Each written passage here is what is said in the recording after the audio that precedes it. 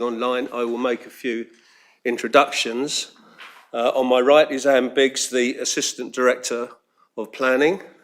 On her right is Steve Ashdown, the Head of Development Management. On my left is my Vice Chairman, Councillor Sweatman. On his left is Brian Foote, our Legal Officer today. Round the table in front of me are the members of the committee who will be making a decision on the applications today. And in the corner are members of development, behind us in the corners are members of Democratic Services who will be operating the technology and taking the minutes. Right, and now I'll move on to the agenda. Item 1, to note substitutions in accordance with the Council Procedure 4. Councillor Marsh is substituting today for Councillor Whitaker. Welcome to our proceedings. Item 2, to receive apologies for absence. We have apologies from Councillors Peacock and Whitaker. To read declarations of interest from members in respect of any matter on the agenda.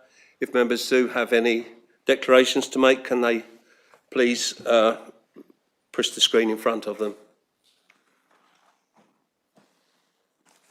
Right, I see no such declarations. Item 4, to be agreed by general affirmation the minutes of the previous meeting on the 2nd of October. Are members happy that I sign those as a true record? Agreed. Thank you very much. Item 5, to consider any items that the Chairman agrees to take as urgent business. I have none. So we now move on to the substantive business of the day. Items recommended for approval. Item 6 is DM 251593, Woodlands Close and land to the north of Burley Lane, Crawley Down. And I'd ask Catherine Williams, the Planning Officer, to make her presentation, please. Thank you, Chairman. The application is for the demolition of numbers 9 and 11 Woodlands Close, together with the demolition of the existing buildings on the site and the erection of 48 dwellings, use class C3, with open space, landscaping, car parking and associated infrastructure, including provision of internal access road onto Woodlands Close. I'd like to first draw members' attention to the update sheet. We've had 3 further letters of objection, including additional comments from Worth Parish Council. We also had a letter of support on behalf of the landowner, and all these comments, either for or against, are already addressed in the report. Comments have been received from the Public Rights of Way Officer at West Sussex County Council, who raised no objection, and further comments have also been received from the Council's ecologists, including more detailed direct comments regarding the Badger report provided. They continue to raise no objection to the proposal, and I have added additional wording to condition 10. They also note that a badger licence will be required from Natural England. Correction for the distances between the closest dwellings of the proposal to the properties of Woodlands Close. It's also added in the update sheet, and it's approximately 20 metres. This distance is still considered to be acceptable given the land level changes and the boundary treatment. The application site is located to the north of Burley Lane, to the east of Woodlands Close, and to the south of Sycamore Lane, Ash Tree Street, and Hornbeam Place. The site is located within the built-up area boundary of Crawley Down that extends around the east and southern side of the site. The existing access points to the site are on Burley Lane with 2 stone gateways. The existing buildings have previously been used for commercial purposes, but are currently in no active use. To the southwestern corner of the site is Burley Cottage, which is Grade 2 listed. The site, as set out within the description, includes 9 and 11 Woodlands Close, which will be demolished to provide access onto Woodlands Close.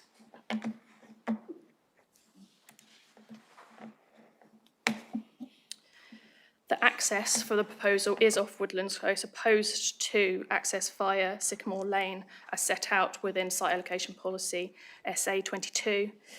The access off Woodlands Close was submitted within the DPD at Regulation 18 and 19 stages. However, the inspector removed reference to Woodlands Close as the access off Sycamore Lane at that time was considered to be more achievable, the preferred access and being progressed by the site promoter, and was considered to be the more deliverable option during the plan process.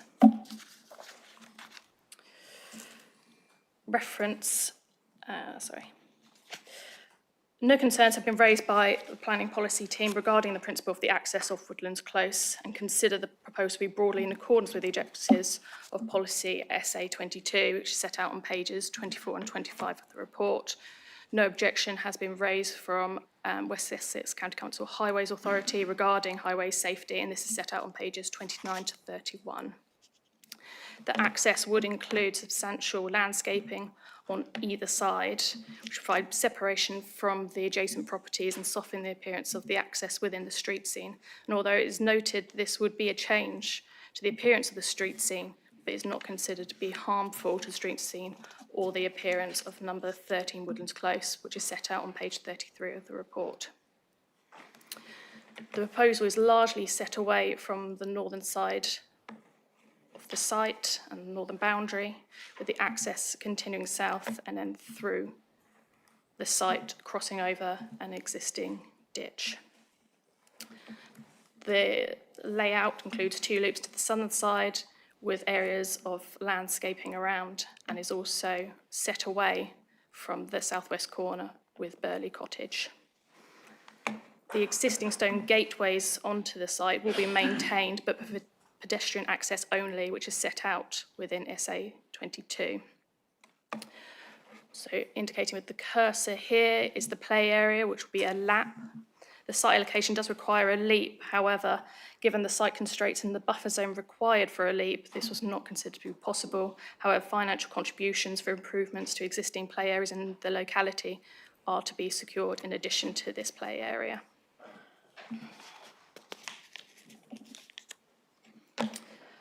The Council's Conservation Officer has been consulted on the application regarding the impact of the proposal on the setting of the listed building, and have raised on pages 35 to 40 of the report less than substantial harm due to the loss of the field and the contribution it makes to the semi-rural setting of the heritage asset. However, in accordance with the NPPF, great weight is given to the conservation of the designated heritage asset, which is weighs against the public benefit, which in this application is considered to outweigh the harm.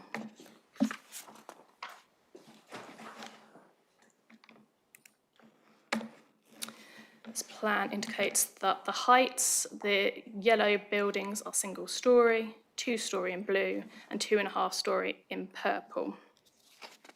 The 2.5-storey properties are located adjacent to the central road through the development, and as set out in further slides, given the change in land levels throughout the site, are not considered to be overly prominent or out of keeping with the locality.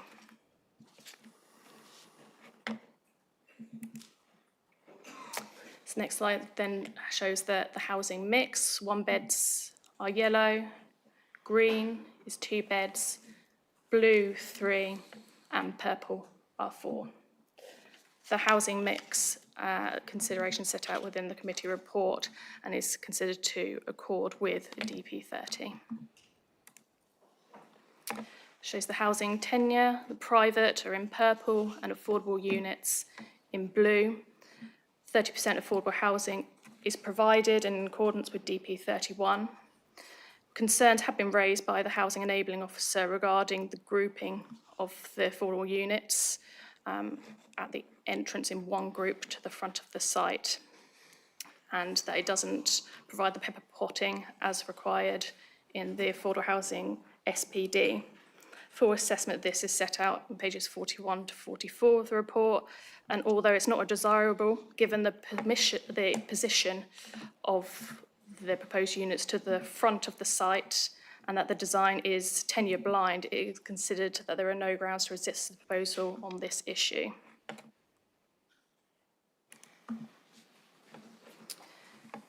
This is the first street view plans. The first is along, these are the properties on the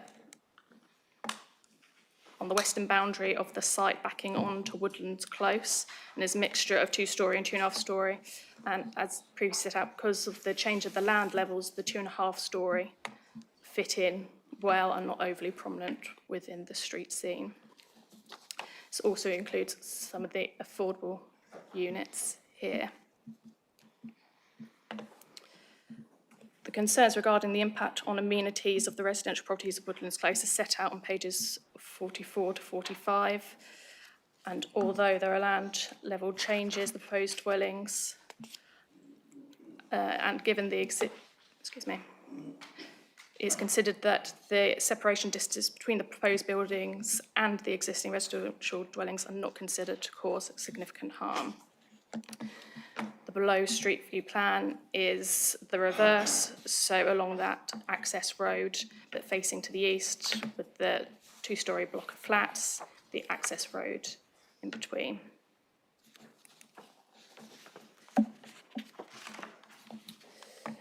This plan is showing the affordable units in the flats, two-storey.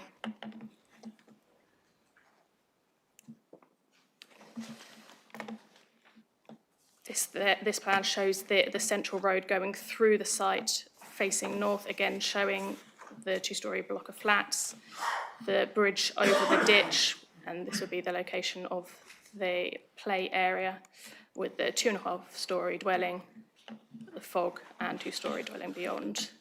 And below are typical elevations of some of these housing types.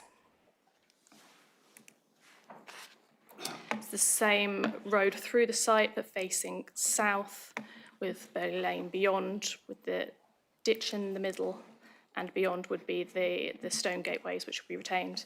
And again, some of the examples of the housing types, including one of the 2.5 stories.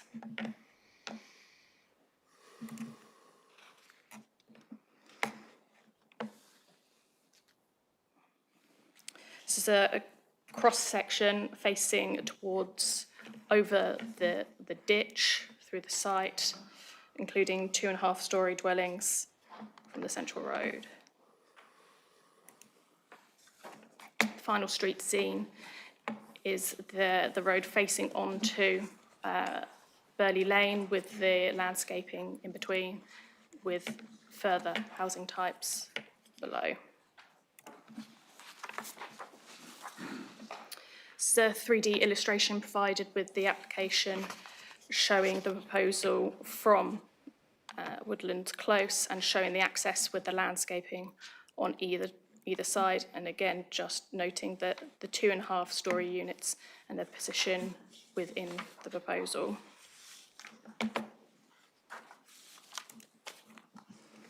This is the reverse, so the access onto Woodlands Close is on this far side here, with the landscaping onto Burley Lane, and again set away from the listed building with an area of landscaping in the southwest corner.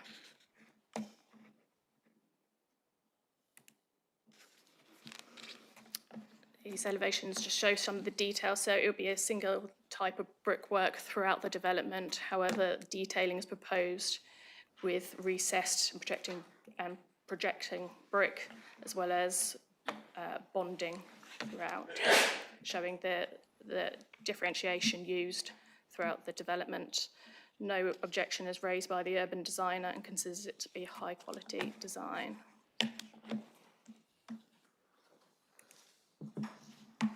Moving on to the site photos, the first set are taken from Woodlands Close, showing the access. So this is the number 9 and number 11 Woodlands Close, which will be demolished as part of the proposal.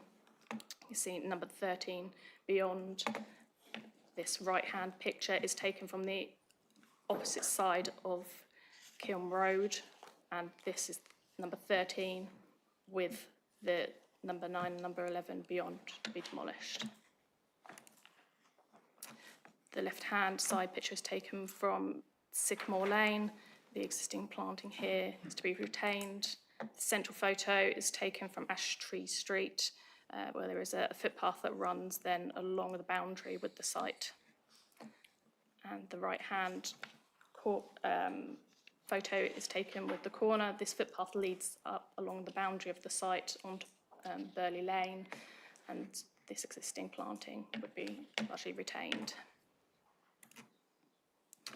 Left-hand photo is taken at the opposite end of that footpath, looking onto the site from Burley Lane, and the central one with the site on the right-hand side and the planting that is already there, and then the final photo on this end with the site on the left from that corner facing across. The proposal is considered to be largely in accordance with the site allocation policy, SA22, and although the site access deviates from Sycamore Lane to Woodlands Close, no objection has been raised by Highways Authority. The proposal would result in the loss of a green field and replacement with residential development, which will have an impact on the visual appearance of the site and landscape. However, the site is allocated and within the built-up area of Crawley Down and would amount to sustainable development. There would be an impact on residential amenities, however, this is not considered to amount to significant harm. The proposed layout and design is considered to be of high quality design and no objections were raised by the urban designer. West Sussex County Council, lead local flood authority, are satisfied with the information provided at the application stage in terms of flood risk and drainage. The council's ecological consultant and nature space have been consulted, unsatisfied with the mitigations and enhancement measures proposed. The required BNG, the mandatory 10% BNG, also be secured by condition. SAM sand contributions, along with infrastructure contributions, will be secured by Section 106. The proposal would have less than substantial harm on the setting of a heritage asset, and while this harm is considered to be given great weight, it is outweighed by the public benefits that flow from the development. 30% affordable housing would be provided, and although located in one group opposed to pepper potting, this is considered to be acceptable on balance. As set out within section 13 of the report on pages 62 to 66, in weighing up these issues, when taken together, it is not considered that the adverse impact of the development would significantly or demonstrably outweigh the benefits of the proposal, and subject to conditions set out in Appendix 2 and the completion of the Section 106 legal agreement, the application is recommended for approval. Thank you, Chairman. Thank you very much, Catherine. Right, we move on to the public speakers. The public speakers have a maximum of 3 minutes each. I will try and indicate when there is 1 minute left, and if you're still speaking after 3 minutes, I would ask that you finish your presentation in one sentence, please. We do have 2 district councillors speaking at the end. They are not limited for time, but obviously we'd ask them to be as succinct as possible. So the first speaker is Councillor Williams from Worth Parish Council, and the 3 minutes start when you start speaking.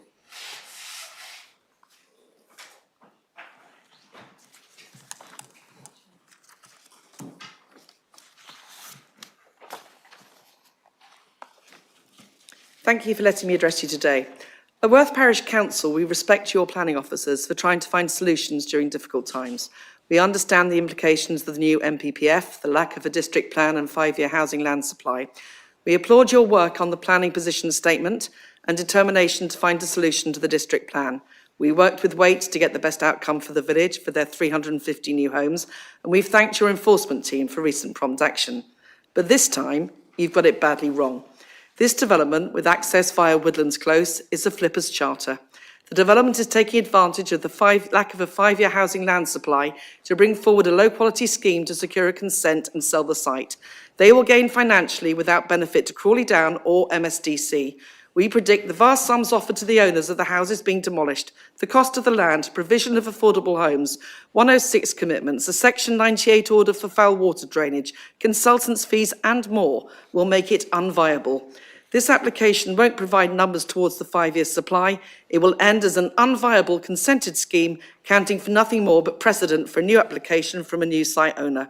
In NPPF speak, it won't make effective use of land, secure a well-designed place, provide affordable homes, neither will it secure economic, social or environmental objectives. Access via Woodlands Close fails to meet DPD recommendations. Inspector Fox made clear Vehicular access should be via Sycamore Lane, with failure to secure this meaning the site failed the test of effectiveness and should be deleted from the plan. Further, the urban design includes in reality 3-storey houses, not in keeping with nearby housing and a worrying precedent for a new application. On site, there will be a biodiversity net loss, with no conservation or enhancement to local wildlife, including bats, crested newts and badgers. No agreement has been reached with Burley Woods neighbours for foul water drains and manholes across their land. And on the other side, the risk of flooding the lower houses in Woodlands Close is huge. As for the highways, a quiet cul-de-sac will become a rat run with the introduction of a new Mid-Sussex planning precedent, the conversion of a residential house owned by an 86-year-old widow with heart problems into a traffic island. So appalling, the local MP presented a petition to Parliament yesterday opposing it, the first time she's presented a petition since being elected as an MP. This development is a disaster. The planning inspector's judgment on access is clearly being ignored for a low-grade application. The only excuse is it is expedient to do so. You should reject this approach. Development gets one chance to be done properly. It's so important this happens. Please reject this application, or at the very least refer it to the Planning Inspectorate. Don't inflict a substandard development on Crawley Down. Thank you. Can we please not have any response from the public gallery? It's not fair to members. Will you please refrain from it after any other speakers? Right, the next speaker is Daniel Hunter. Again, your 3 minutes will start when you start speaking. Thank you for your time. My concerns are procedural irregularities and lack of consultation. I object to the application on the basis of significant procedural concerns. Discussions with Worth Parish Council and Crawley Down Football Club confirm that the promoter, Merrowwood, made misleading claims during their pre-application engagement. The public material asserts that Worth Parish Council and the football club were consulted with a new 3G pitch being promised. These discussions simply did not happen, and certainly not prior to submission. Furthermore, the objection deadline displayed on MSDC planning portal does not match the dates printed in the physical notices within the village. Some saying 8th of August, others saying 15th of August. This inconsistency risks preventing residents from submitting objections on time and undermines the integrity of the consultation process. Such procedural failings should be fully investigated before the application proceeds. Non-compliance with SA22 access requirements. The allocation indicates that access should be via Sycamore Lane or Woodlands Close. In 2021, the plan was formally amended to remove access from Woodlands Close as an acceptable point of access on the grounds of highway visibility and elderly residents being subjected to unacceptable pressure from developers. Residents from Burley Woods estate who own Sycamore Lane have twice declined offers from financial incentives. As a result, the allocation and access requirements could not be met. I submitted these concerns to the public consultation at the time. Despite this, the current application again proposes access via Woodland Close in direct contravention of the amended allocation. This raises serious concerns about the weight given to the local plan and the credibility of the previously stated access constraints, conflict with MPPF principles. As mentioned before, number 13, Woodland Close constitutes what I feel is a form of aggressive and inappropriate development. Visibility displays remain substandard, yet appear to be accepted by highways without justification. This approach conflicts with key requirements of the national planning policy, including delivering high-quality development, protecting residential amenity, and ensuring safe and suitable access to users.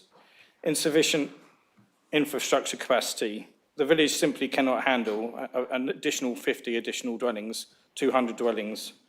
Local families are unable to secure places in the village primary school, an overstretched GP surgery, and fragile drainage which needs reinforcement as it stands now without the additional properties. The proposal Right, can you please wrap up in one sentence? Okay, the proposal seeks to use drainage through our development, which we simply have not accepted. On this basis, I feel that the access and drainage strategies therefore are fundamentally unsound and fail to meet the test of sustainable development. Thank you.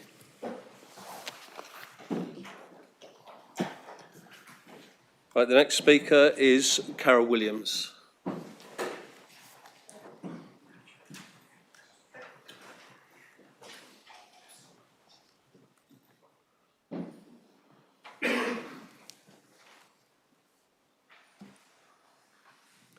And again, the 3 minutes will start when you start speaking. Thank you. I've had the privilege of calling Woodlands Close home for the past 52 years. I never imagined I'd be here speaking publicly in opposition to a planning proposal, but here I am, driven by the need to protect the peace, tranquility and sense of community that has been the foundation of my life and that of my neighbours for decades. Woodlands Close is not just a place on a map. It is a community built over 50 years of shared history and mutual respect. This proposal for a new development demolishing 2 homes to make way for 48 houses is distressing for us all. The noise, the dust, the disruption of daily life, all of this would have a devastating impact on our homes and our well-being.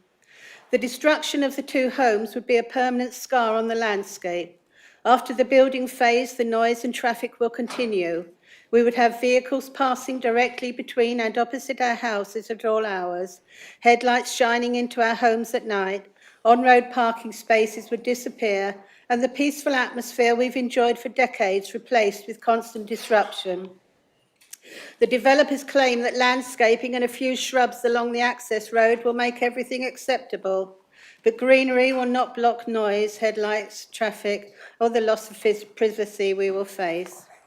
The bungalow at the entrance to Woodlands Close will become entirely surrounded by roads, effectively placing it on a traffic island. This would expose the elderly resident to increased noise levels, loss of privacy, and a heightened sense of isolation. Such an impact on a vulnerable individual cannot be considered acceptable. Perhaps the most troubling aspect of this proposal is its complete disregard for our privacy and the physical environment. The land is 12 foot higher than the road, meaning the new houses would be directly level with our first floors. This would leave us exposed, with strangers able to look directly into our bedroom and bathroom windows. 1 minute left. For many of us, the loss of privacy is a devastating change to the very nature of our homes. Flooding is also a major concern. The site sits on an unconstrained watercourse, and the runoff already affects gardens in Woodlands Close as well as neighbouring roads. We are dealing with erosion, muddy ground, and even risks of subsidence. Further development will only intensify these problems, and we have little confidence that they will be properly assessed or addressed. This proposal is more than an inconvenience. It threatens our way of life. These changes are real and will affect us deeply, both personally and in our daily lives. They will take their money and run, but we will be left to deal with the consequences.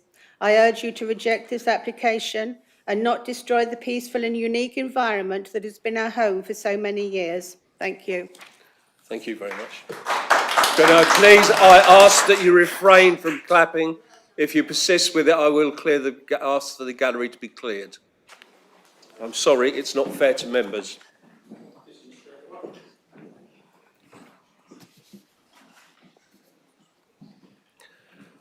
Right, the next speaker is Matthew Billings.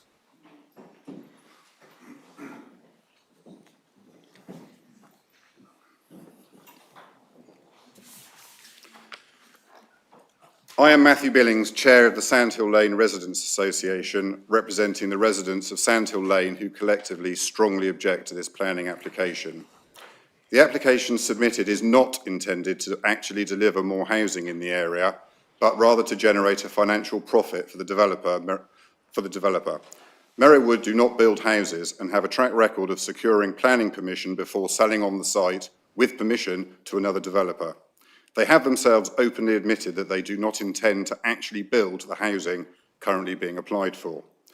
Given the enormous financial investment to secure the site itself, bribe to residents to sell their properties at vastly inflated prices above market value, to create vehicular access contrary to the planning inspector's recommendation, pay over £860,000 to West Sussex and Mid Sussex councils, calculations by an independent house building expert suggest that the applied for housing mix, including affordable housing, is highly unlikely to be financially viable, resulting in modified, more intensive and denser development plans being brought back to MSDC at a future date, almost certainly by a new developer. Therefore, I would ask the Planning Committee, what is it that you are actually being asked to grant permission for in this application? Because the proposal under current consideration is knowingly never going to be built as proposed and will not contribute towards the housing supply that the District Council is obligated to deliver. Therefore, you are being asked to approve speculative plans only, and if these are approved, this will only encourage other developers to exploit the current lack of a 5-year housing supply, not because they want to help MSDC deliver more houses, but because they see an opportunity to make a fast buck and ignore the impact on existing residents in the local community, an undeniable breach of several district plan policies. Speaking of impact, the NPPF requires newly deliverable housing to be of high quality design, and it simply cannot be argued that the demolition of 2 houses, resulting in the creation of a traffic island for a remaining owner of an adjacent property, could ever be considered a high quality design. This physical, noisy and dangerous isolation impacting a resident who has enjoyed 52 years in a quiet cul-de-sac demonstrates a complete disregard for the human impact of the proposal in search of a commercial profit. If, as I fear, planning permission is eventually granted, despite the very vocal objections raised by your concerned and angry constituents who will directly be affected in a negative way, as the chair of the SLRA, I would ask you to impose at least a planning condition that any site-related traffic relating to the development be explicitly prohibited from using Sandhill Lane as an access route, due to its status as a private, unadopted road, which is already in a delicate state of repair and maintained at considerable expense by the residents, who cannot be expected to pay for increased maintenance and repair work for inevitable damage caused by heavy and frequent construction traffic. Thank you for listening to me, and I respectfully implore you to reject this application. Thank you very much. Right, the next speaker is John S. Scott, the planning agent for the developers. And again, 3 minutes will start when you start speaking.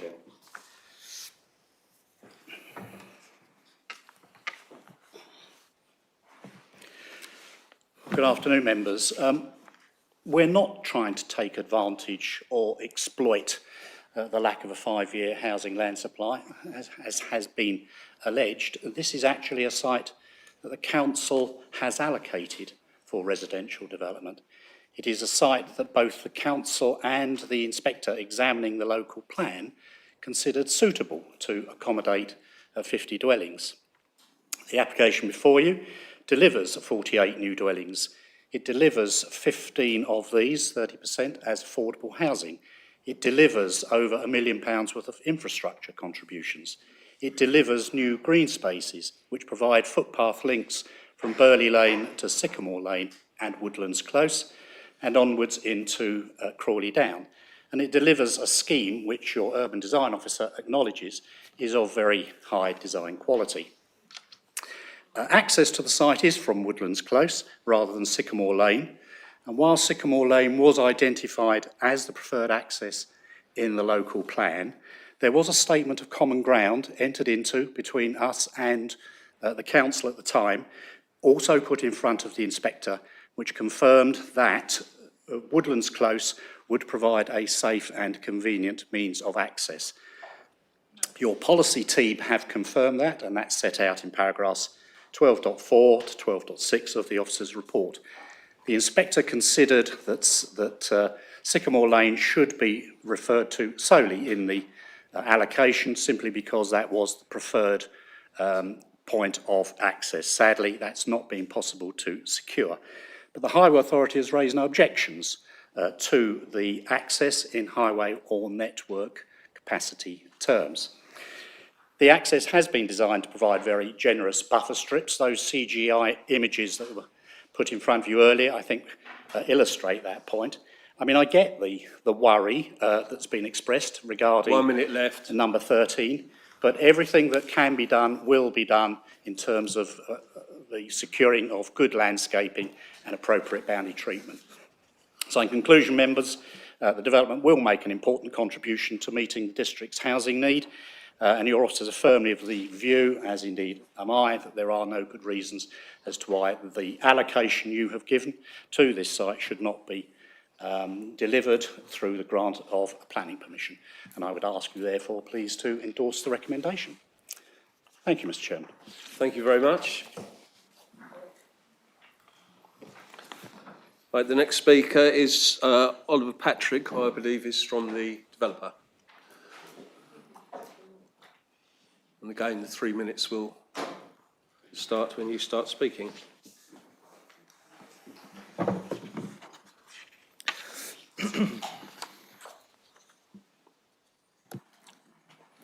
Thank you very much, Chair and members. I am from the Community Communications Partnership. Chair and members, at its heart, this application is about something very simple, the need for houses. Homes for young families who grew up in Crawley Down but can't find a house. Homes for key workers who travel in every day to serve this community but can't yet call it home. Homes for older local residents looking to downsize so they can stay connected to the area they love without having to move away. And finally, and most importantly, homes for those who are stuck on the council's housing register waiting list. And don't just take my word for it, the council's own data shows that at the 30th of October this year, there were 2,564 live applicants on the council's housing register. 30%, almost 1 in 3 of these new homes will be affordable homes. That's a real and tangible contribution at a time when so many local families are being priced out of their own communities. People often ask, what's the benefit of these new houses? And the answer is, of course, the actual houses. And these aren't just any houses. This is a high-quality, carefully designed development of 48 homes. In fact, the design itself was described by one of your own officers as exemplary. Green corridors, soft edges, and architecture that feels part of Crawley Down rather than imposed upon it. These proposals have been carefully designed to protect and enhance the amenity of neighbouring residents, with open space and landscaping forming key elements of this scheme. We know that committee members will have been petitioned and lobbied regarding the bungalow adjacent to the proposed access. And to be clear, the applicant always has been and remains committed to working with the occupant of the bungalow to ensure they benefit from an improved outlook with new tree planting and landscape design to provide enhanced privacy and peace. On highways, West Sussex County Council has no objection to the proposed access from Woodlands Close. As your planning officer has already explained, Mid-Sussex District Council's planning policy team has confirmed access is acceptable in policy and in practice, meaning the key tests of safety, capacity, and local plan policy compliance are all met. And finally, there are significant contributions to local infrastructure, just shy of £1.2 million. £669,000 to education, library and transport, £295,000 towards the maintenance and provision of green space, and finally, £210,000 toward local community groups, such as the Scouts Group, who've told us they plan to use their share of the Section 106 funds to put solar on their roof and build a new storage unit. In conclusion, these plans deliver desperately needed affordable homes fully in accordance with local plan policy. Land north of Burley Lane is not speculative development on green fields. This is previously commercial land which the council has allocated for housing in its local plan. Councillors, notwithstanding some local opposition, these are exactly the kinds of homes your local plan needs you to deliver, and we urge you to approve this application today. Thank you, members. Thank you, Chair. Thank you very much. Right, the next speaker is Councillor Gibson, one of the ward members, and as I said previously, he's not restricted for time.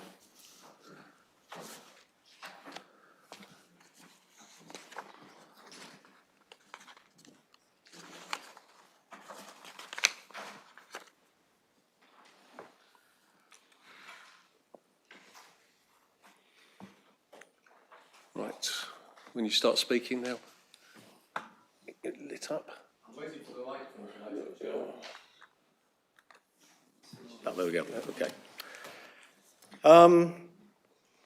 Good afternoon, councillors. I'm going to focus on a single issue. Whether or not the officer's interpretation of the site allocation DPD's inspector's instructions regarding the access arrangements is sound. I'm going to argue that the officer's interpretation is incorrect, that the allocation of the site is void and that you must refuse the application. My certainty arises from my extensive involvement with the inspector during the DPD examination in July 2021, shortly after my election as a county councillor.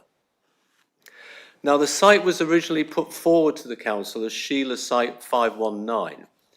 This council's initial assessment was that access should be through the Burley Woods development. There was no mention of access through Woodlands Close.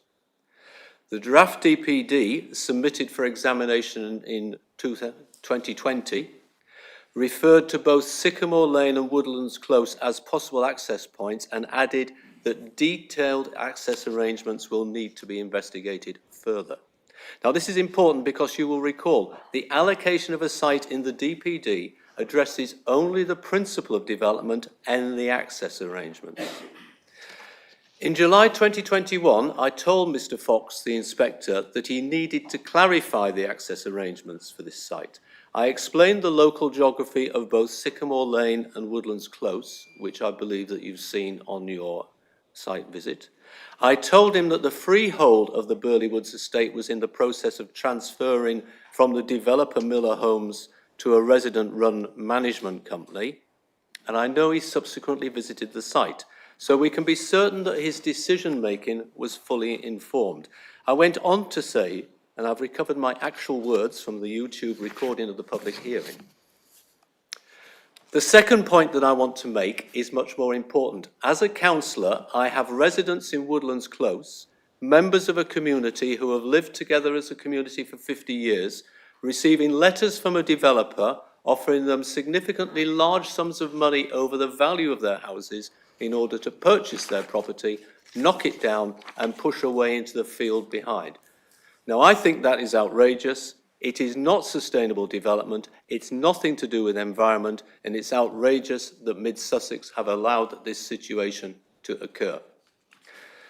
Well, 4 years later, our officers are still seeing nothing wrong with knocking down houses and isolating another which will become unlivable. But this ignores the fact that Mr. Fox agreed with me.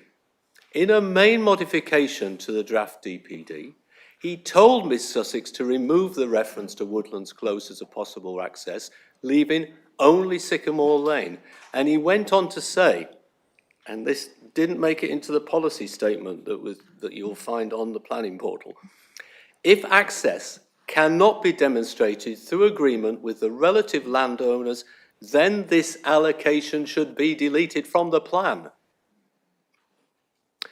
So remembering that the inspector was only assessing the principle of development and access, he first ruled out Woodlands Close as an option and then said that the allocation should be deleted from the plan if access through Sycamore Lane could not be agreed. Now, time and time again, the officer's report tells you that the allocation of the site as policy SA22 is the most important policy in determining this application. And yet the inspector instructed the council to delete the allocation from the policy if access through Sycamore Lane could not be agreed, which it hasn't. Please ask your officers why they've not acted on the inspector's instruction to delete this site from the plan and are instead telling you that it is an allocated site with the new protection of the policy position statement on sustainable development that has just been published. Ask them also if they have sought advice from Mr. Fox on whether he supports my interpretation of his words or theirs.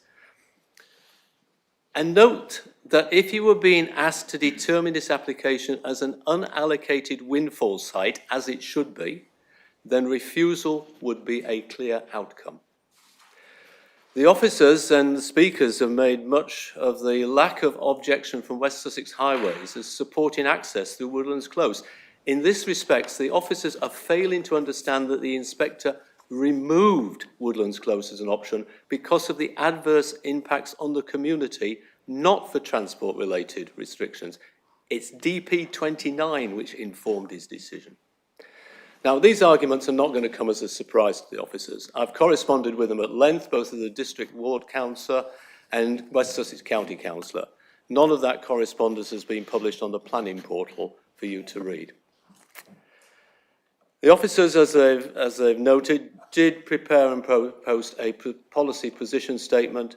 However, the statement's incomplete as it does not mention the inspector's instruction in his main modification to delete the allocation from the plan if access through Sycamore Lane cannot be agreed.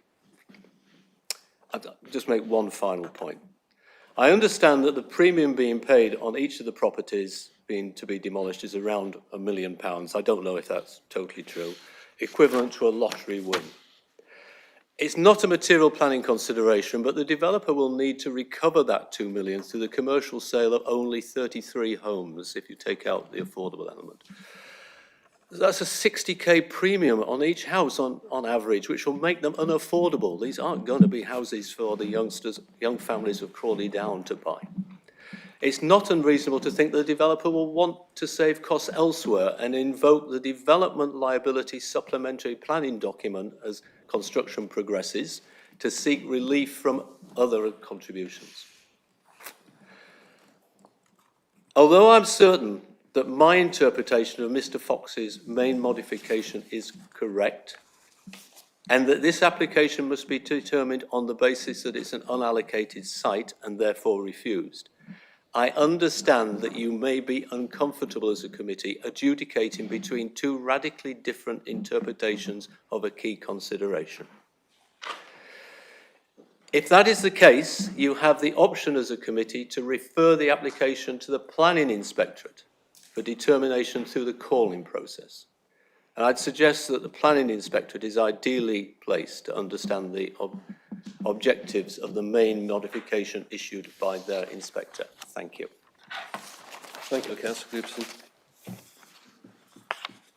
Right, the last speaker is Councillor Hitchcock, the other ward councillor.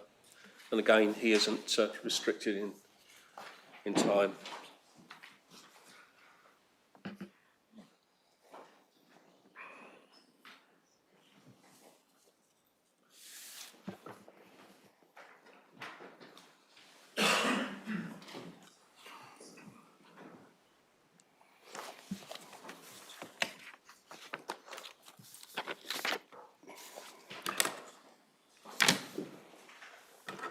Thank you, Chairman. I'm John Hitchcock. I'm the ward councillor along with Councillor Gibson, and I'm going to speak against this application. I entirely agree with Councillor Gibson's interpretation of SA 22 and the events that should have taken place. SA 22 should have been deleted from the development plan DPD as soon as it was clear that access via Sycamore Lane was not possible. The resident-run management company for Sycamore Lane refused access, and SA 22 should then have been deleted from the DPD. It is still there.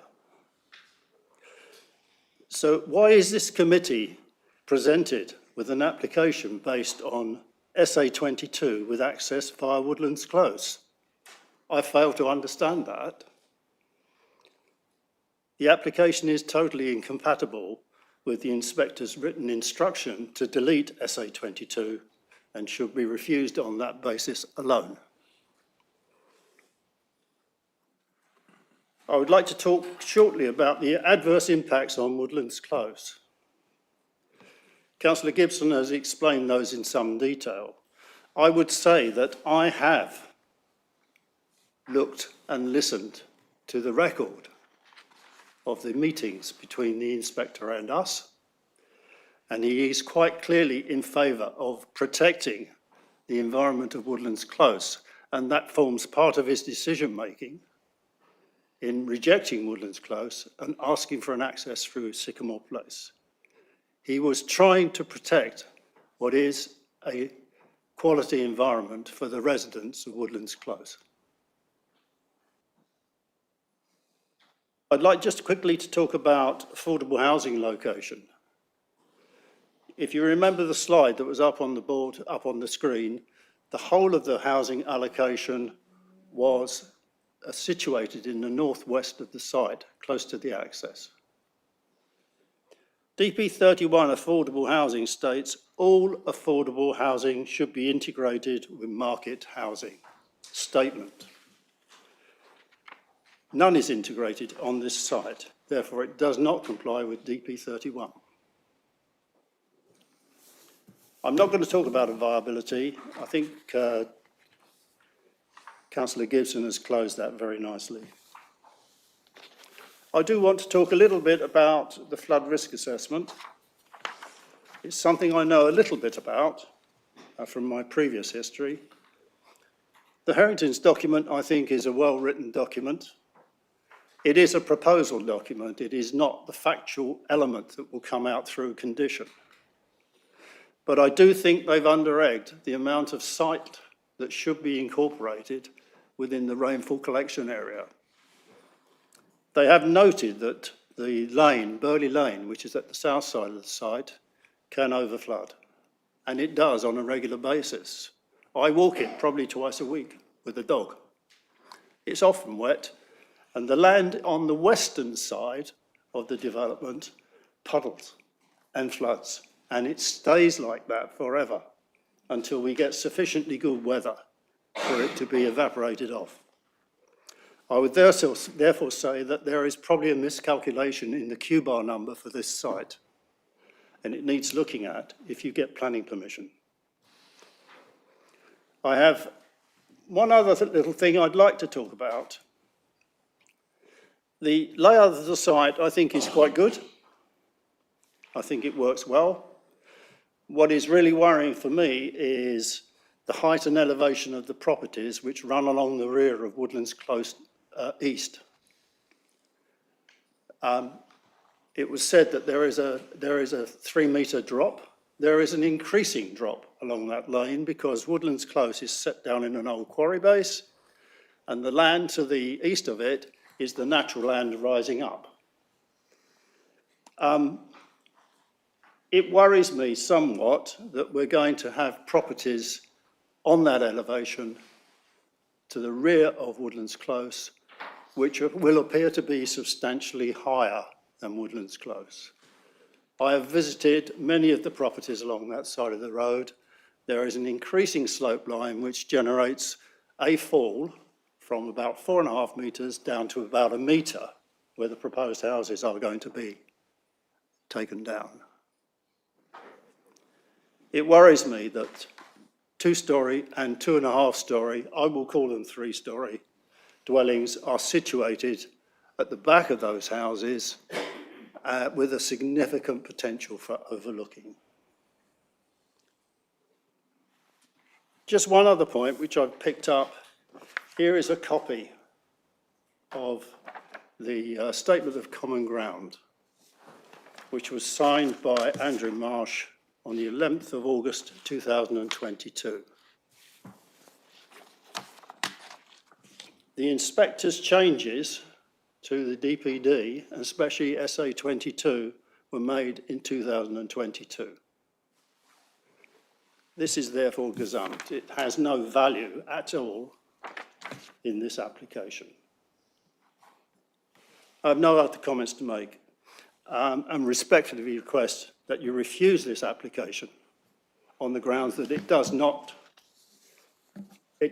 meet the inspector's requirements to delete 22 if the correct access could not be found, and it causes unnecessary harm to the residents of Woodlands Close and will completely destroy their amenity. Thank you. Thank you, Councillor Hitchcock.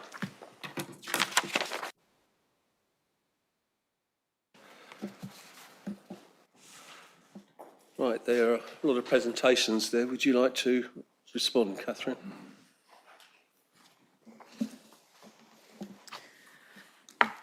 Just to remind members that the application before you is a full planning application, and should there be any viability issues in the future that require a new planning application to be submitted and fully considered. The application before you, there is no question regarding viability, and that the applicant is engaging in a Section 106 to secure all the required infrastructure contributions. Just move on to some of the other points. Construction management policy is included, which also includes access during construction, noise and dust, so that is included in condition 24. Within the planning policy comments submitted for the application, they clarified that the inspectorate only discounted the access off Woodlands Close because of deliverability and no technical matter regarding the acceptability of an access there, whether that be highways or amenity grounds.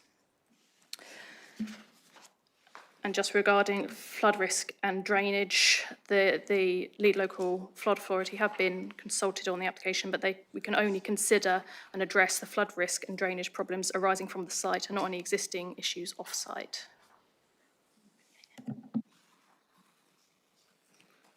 Okay, thank you very much. Stephen, do you wish to, either of you wish to add to that? Yeah, if it assists the committee, just to reiterate the point that Catherine made, because it has been raised a number of times now regarding the allocation SA22 and the modification to that. I have been corresponding with Councillors Gibson and Hitchcock on this to explain the situation, and we have reviewed the recordings from the examination ourselves. There was no response at the examination to the reasons for that modification, but what we do have is the inspector's own comments in the request for the modification. And what he said is the modification, i.e. the removal of the Woodlands Close from the allocation, the access from the allocation, the modification is necessary to ensure certainty of delivery by requiring specification of the vehicular access to be via Sycamore Lane, so as to ensure delivery of the allocation within the plan period. This is to ensure the effectiveness of the allocation. I just wanted to clarify that point, that we did not require that modification on other grounds, such as highway technical specification or on amenity. And the reference to whether if that access couldn't be demonstrated, that it should be deleted, is so as to ensure that it could be delivered within the plan period. There were no other reasons given in that. Okay, thank you. Thank you very much. Right, members, I think those members that visited the site on Monday certainly were of the view that the access through Sycamore Lane would have been more desirable, but that is not being achieved, so we have to consider what's in front of us now. The commercial issues, for the information of people watching in the gallery online, the commercial issues are not a consideration for this committee. They are not a planning matter. So, you know, we will not be considering taking those into account today. We have differences of opinion of what the inspector meant at the hearings, and you've heard both views. So I now open it up to members for discussion. Councillor Prescott. Sorry, Councillor Marsh, sorry. Wendy Regan, obviously. Yeah, sorry. Yeah, cheers, thank you, Chairman. Can I just ask Catherine to put up the layout of the site where the, no, I don't want to look at that one, not yet. I would like to know what's the 3-bedroom, what's the 4-bedroom, what's the 2.5 size ones, please. The previous one, isn't it? That's the... Yeah, that's the one. Yeah, the building height. So can I ask where the 2.5 storey ones are? And the purple ones. Yeah, the purple ones. The purple ones, okay. And now can I ask where the 4-bedroom and the 3-bedrooms are going, please?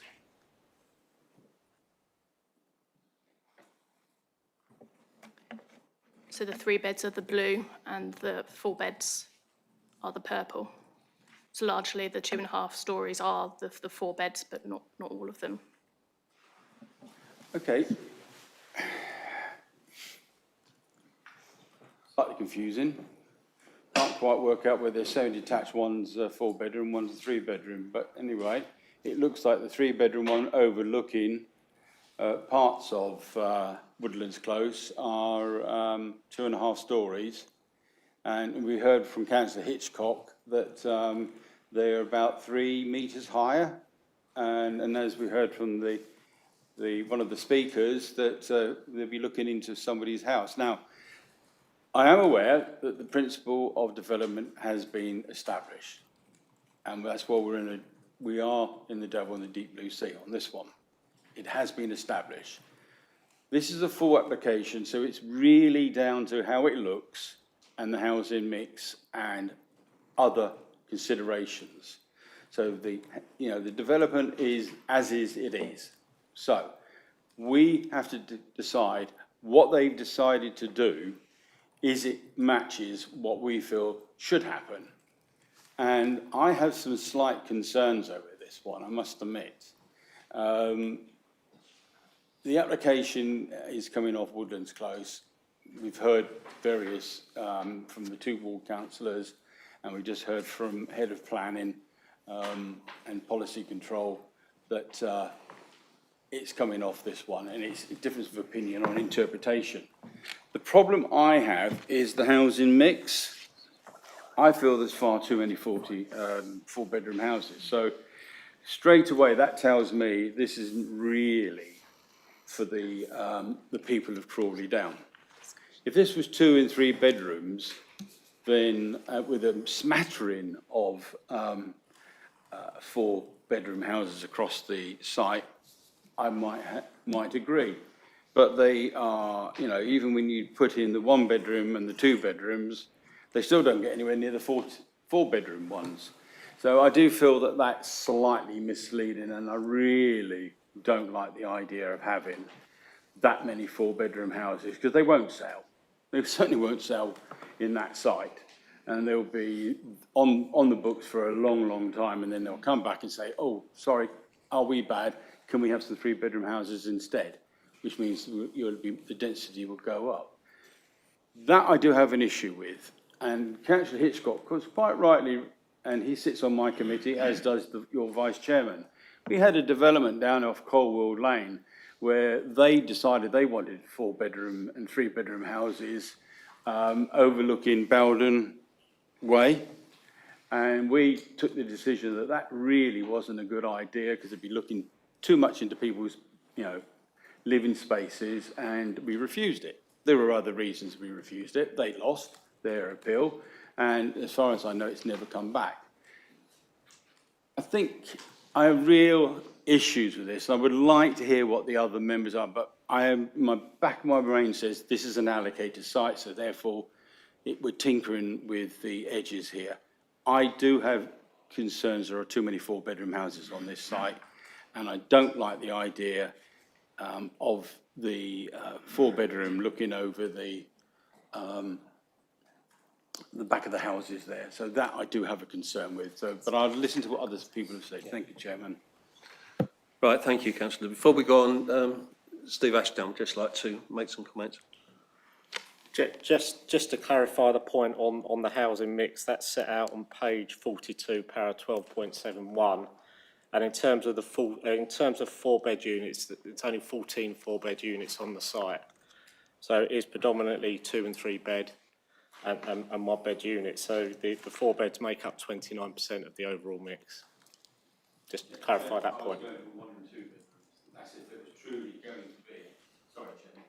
I was truly saying it's truly for the people who are Crawley Down. You would have 1 and 2 bedrooms, with some 3, and hardly any 4. But 29% of it are 4-bedroom. Sorry, Councillor Prescott, you disappeared off the... I did. Thank you, Chairman. Can I just ask the officers why the social housing has not been pepper-potted across the site, as is a normal, sort of, what we would normally see as a distribution across the site? Thank you.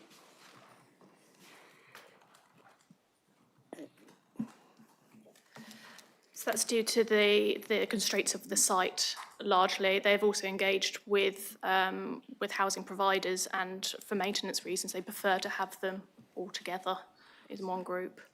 And on the balance, as they're providing the full 30% and they are 10-year blind, we considered that in this instance it's acceptable for them to be within one group.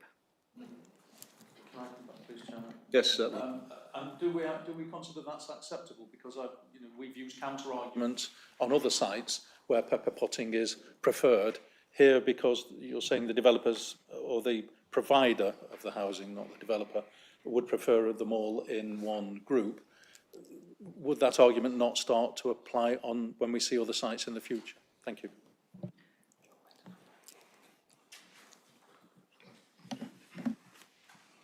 Sorry, Chairman, if I just Yeah, come back. please do, So, Steve. yeah, it's a fair point.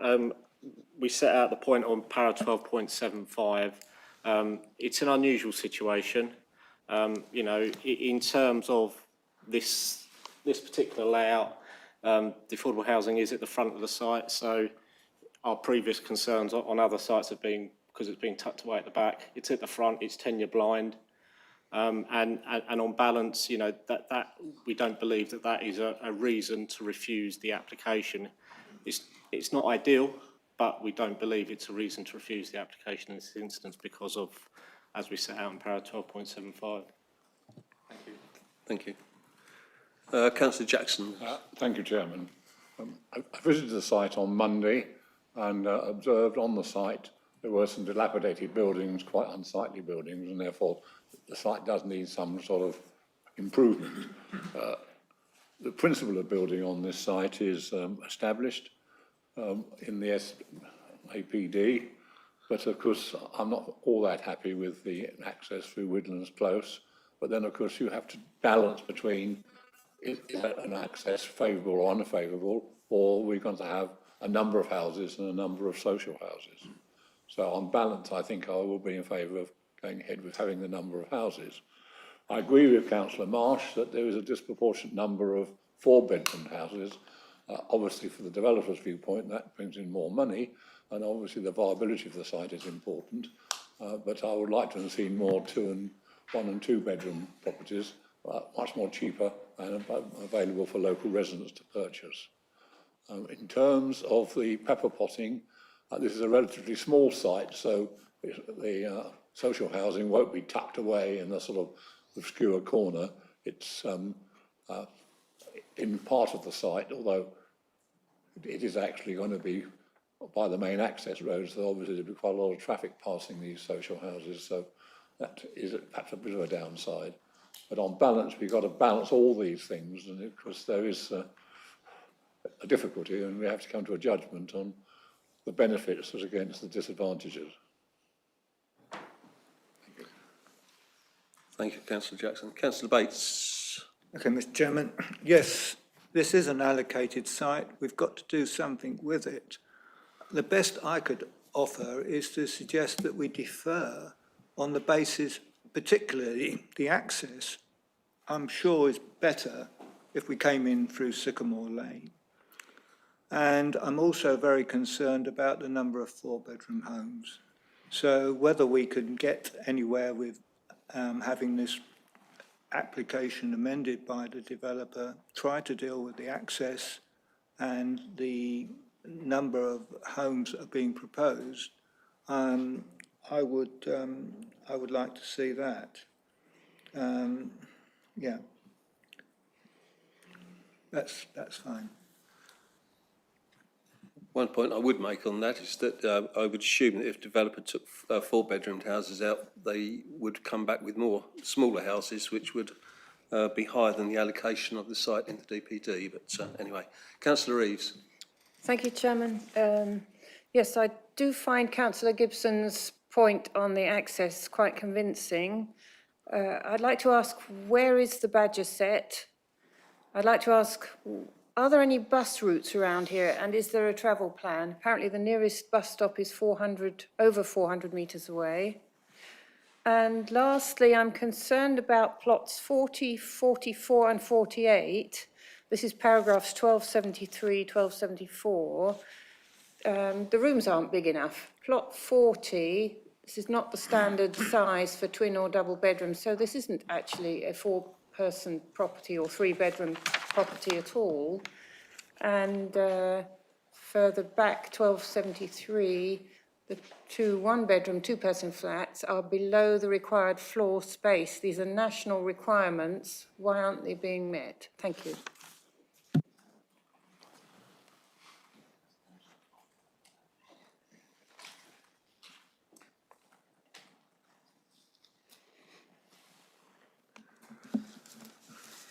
All the units do meet the national space standards.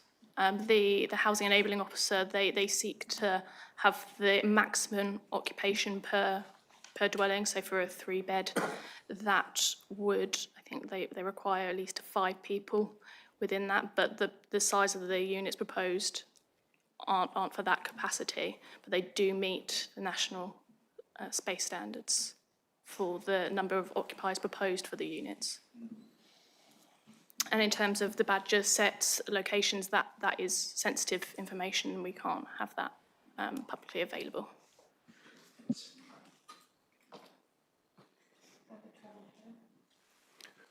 Yeah, the bus stop and the travel plan.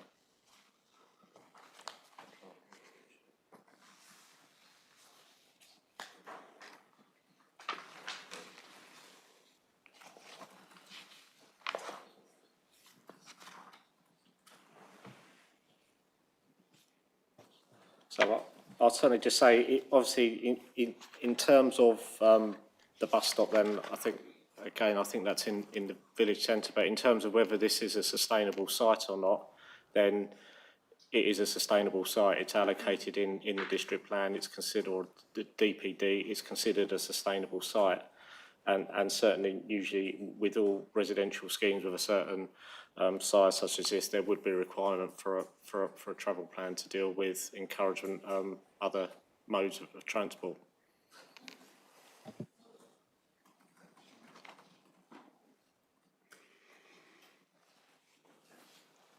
Councillor Marsh, you wish to come back? Yeah, thank you, Chairman. Just a quickie. When we did the site visit, I'm looking at the map that was provided, the diagram of the site. Woodlands Close, where it's good old Woodlands Close. They've put give-way lines across the Woodlands Close. And I was parked up on the middle of the road next, the east of Woodlands Close. Nearly witnessed a couple of accidents, basically because the people have obviously used Woodlands Close many times and don't realise there's give-way lines there. And when I went to have a look at the give-way lines, most of them have been eroded away.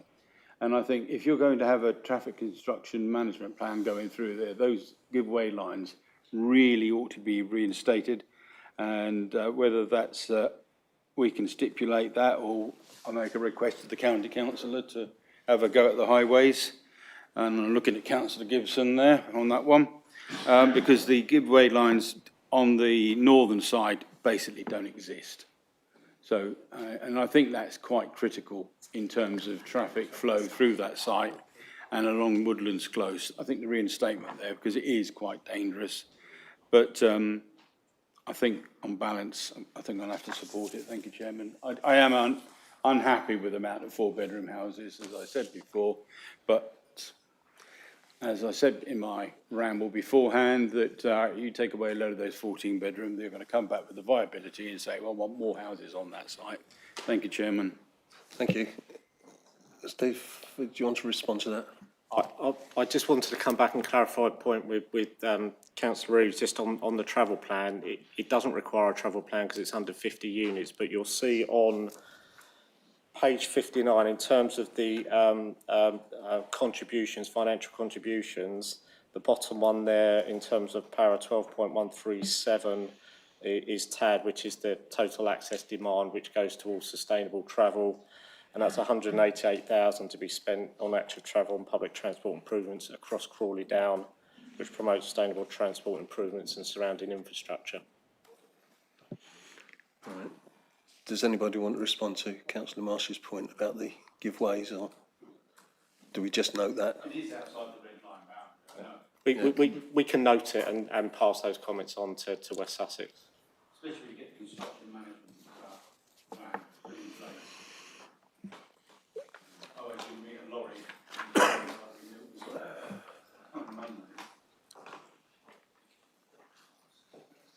Right, are there any other members who wish to speak? If not, could I have a proposer and seconder for the recommendation? Councillor Prescott proposing and seconder, Councillor Sweatman seconding. Right, in that case, could we move to the votes, please?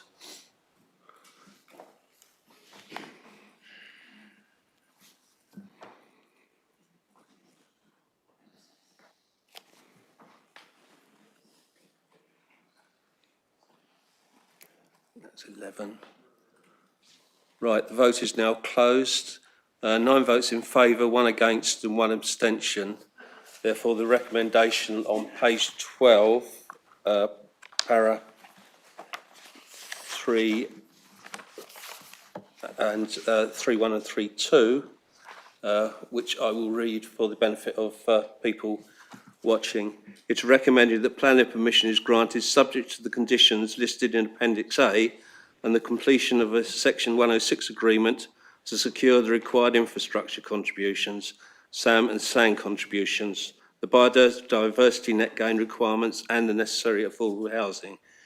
If a satisfactory planning obligation has not been completed by the 20th of February 2026, it is recommended that the application be refused at the discretion of the Assistant Director of Planning and Sustainable Economy for the following reason. The proposal fails to provide the required affordable housing, the infrastructure, the SAM and SAN contributions and the biodiversity net gain requirements. The application therefore conflicts with policy DP 17, DP 20, DP 31 and DP 38 of the Mid-Sussex District Plan and the Mid-Sussex Supplementary Planning Documents, Affordable Housing and Development Infrastructure and Contributions. Right, thank you very much. We'll now have a slight pause while we wait for a change of officers. Talking of which.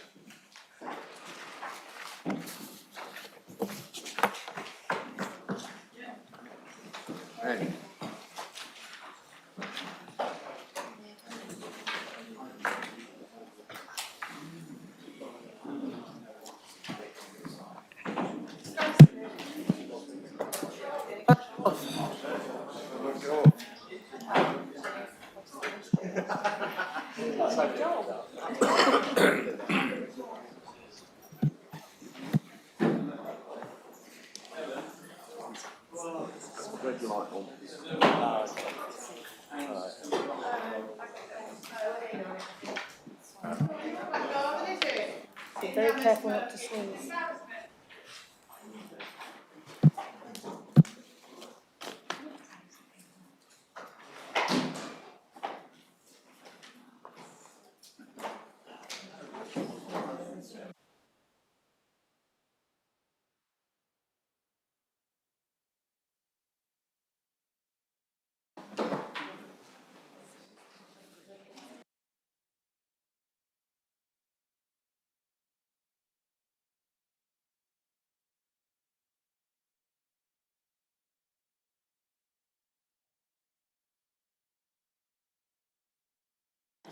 Right, members, if we can now move on to item 7, the N251584, Wonderpack Eco Limited, 25 Victoria Gardens, Burgess Hill. Now I'll ask Peter Davis to make his presentation for us, please. Thank you, Chairman. So the application is for the overclad the existing roof to encapsulate existing asbestos roofing using insulation and metal cladding at 25 Victoria Gardens, Burgess Hill. The application is before the committee as it's located on council-owned land. The site is located within the built-up area boundary of Burgess Hill. The location plan submitted with the application here is the site is located It's on the south side of Victoria Gardens, with large warehouse units to each side, as well as the north side of Victoria Gardens also containing warehouse units. To the south of the site is woodland, with housing further sort of beyond that.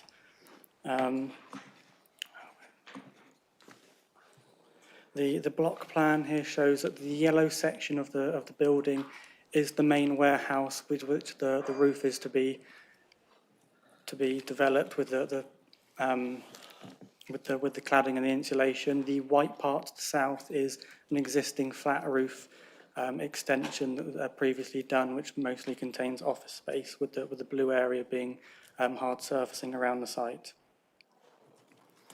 Here we have the existing elevations of the building, showing the large warehouse building, with the proposed elevations showing the 25 centimetre increase in height from the insulation and the metal cladding, which is to be in a goose wing grey colour similar to the existing asbestos.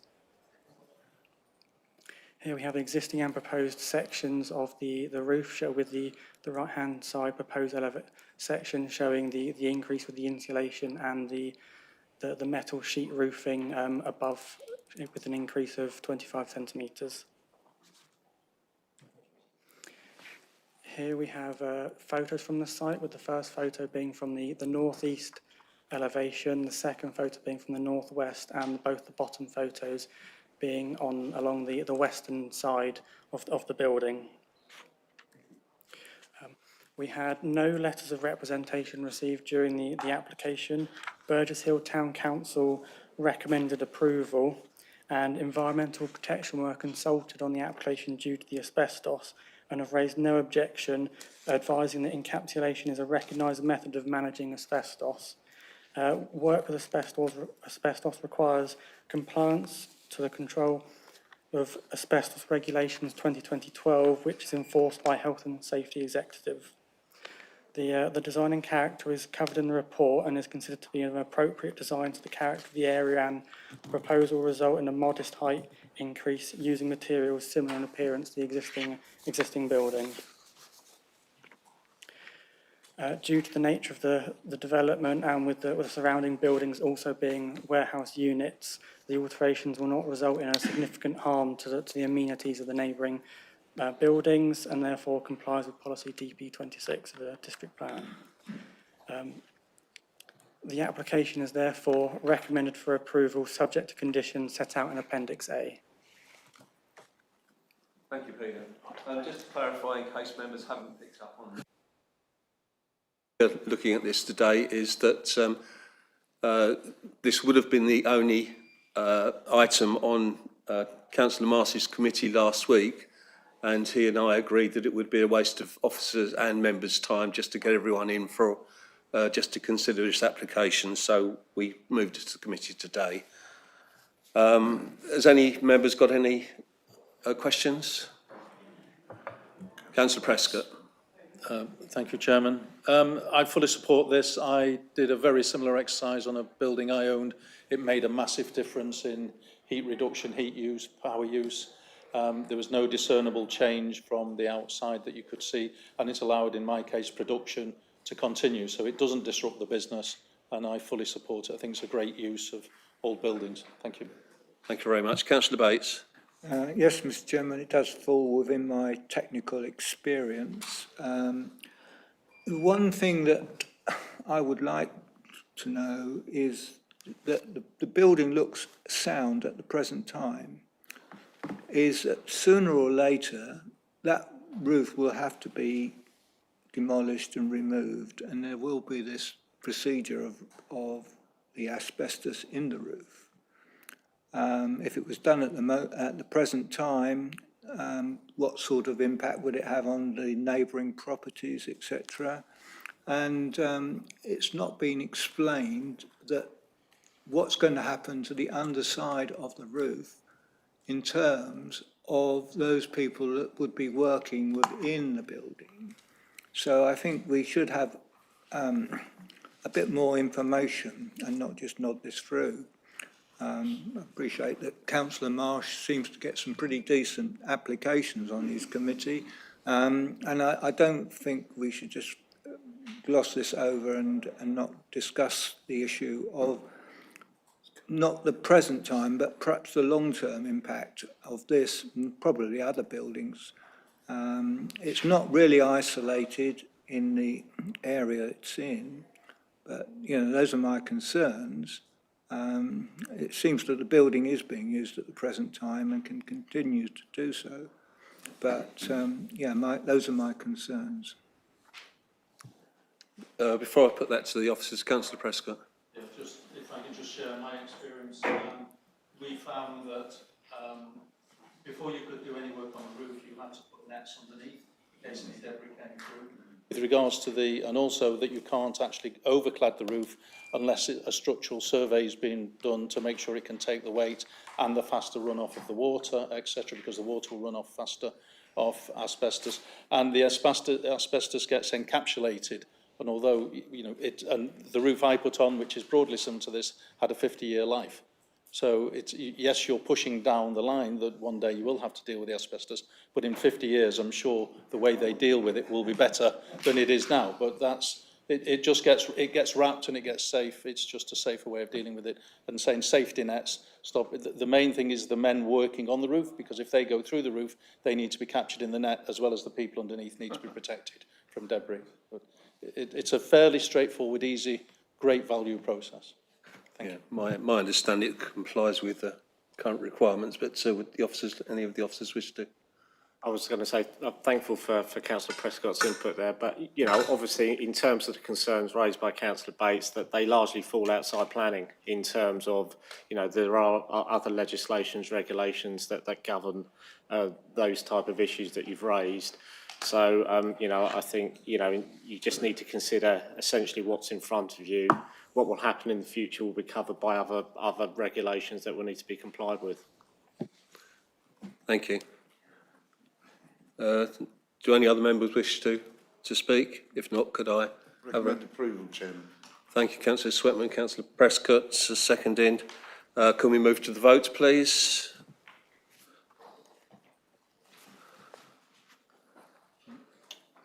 Right, the vote is closed. That is unanimous, 11 in favour, none against, no abstentions. So that's passed for as per the recommendation.